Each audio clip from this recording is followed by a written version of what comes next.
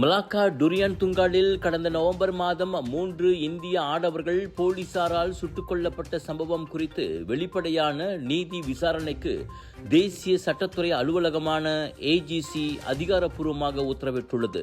இந்த சம்பவத்தின் முழுமையான காரணங்களையும் மரணத்திற்கான சூழ்நிலைகளையும் குற்றவியல் கூறுகள் ஏதேனும் உள்ளதா என்பதையும் சுயேட்சையாக ஆராய்வதே இந்த விசாரணைக்கான முக்கிய நோக்கமாகும் என AGC தெரிவித்துள்ளது.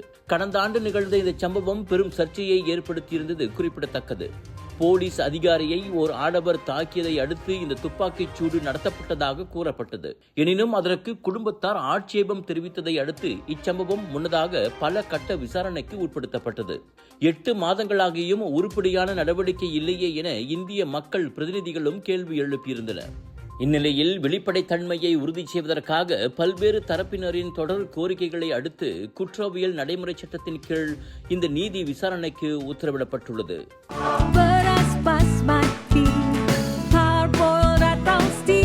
நீளமானது, தரமானது, சுவையானது, ஆரோக்கியமான அரிசிக்கு உன்னதமான தேர்வு.